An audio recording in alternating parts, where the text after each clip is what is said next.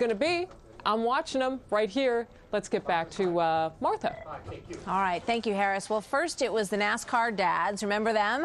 And then the security moms. And now the presidential candidates believe that the Wal-Mart moms may be the ticket this time around. That's why the Wal-Mart website is getting a lot of attention from them. Obama's Wal-Mart clip goes to the economy. McCain's focuses on his experience as a POW. Here's what McCain's lead pollster is saying about their chances with the Wal-Mart women. Our long-identified target of Wal-Mart women, those women without a college degree and households under $60,000 a year in income, are also swinging back solidly, he says, in our direction. Bill McInturff is the McCain campaign's lead pollster. Bill, good to have you here. Welcome. Can you hear me okay, Bill? I can, absolutely. Okay, great. You know, we talk a lot about the fact that the polls that you guys seem to have are a little different than the ones that we're seeing everywhere else. So it's good to talk to you personally about this. Tell me why you think these Wal-Mart women, these so-called Wal-Mart women, are swinging back solidly in your direction. What evidence do you have of that? Well, first, one of the great things about running a national campaign is we're doing almost 3,000 telephone calls a night between these battleground states. And so we see a volume of data that nobody else sees other than the Obama campaign. So we can see day-to-day trends not really available to other pollsters. And so what's happening is that these white working women who are making houses of less than 60,000 are kind of trying to reframe this race. And what's really beginning to happen is what we hear from them is their concerns about Senator Obama and his experience and his ability to serve as commander-in-chief.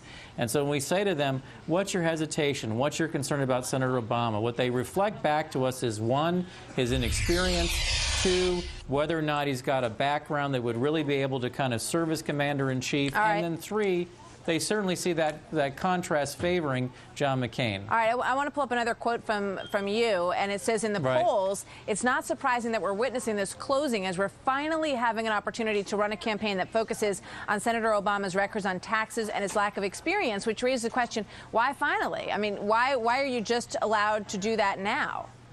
Well, two things. One, when the financial markets collapsed in late September, from late September until about 10 days ago, our country was just in this uproar, and it should be, about this huge economic story.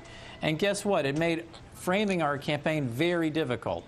And number two, look, we kept the old rules. We said we'll take public financing, as we've done for a generation and a half. We have $87 million. Barack Obama did not.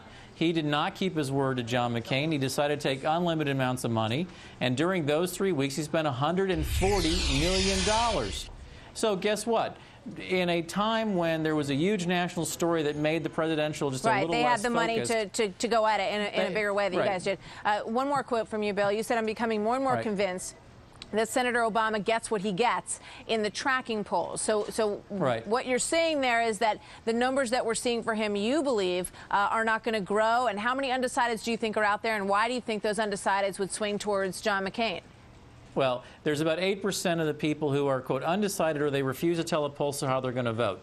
Those voters are older. A third of them are over 65. They're living in rural and exurban America. They're downscale in terms of their education income, and they're very economically stressed. But when you ask them, how did you vote in the past, by a 2-to-1 margin, they voted for George Bush over John Kerry. And here's my point. We're talking about $140 million of Barack Obama spending on ads, and we're seeing a daily media barrage that says he's likely going to win.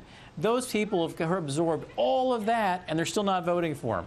And my point is, given their partisan roots, I believe that when they vote, they're going to break disproportionately to John McCain, given those partisan roots. And by the way, this is not a theory. We know this happened. This is exactly what happened to Senator Obama in the Democrat primary, where, quote, undecided voters broke 70-30 against him, against Senator Clinton. That's in a Democrat primary. Against a Republican, I think those numbers will be bigger. Interesting. Bill McInturff, good to talk to you today.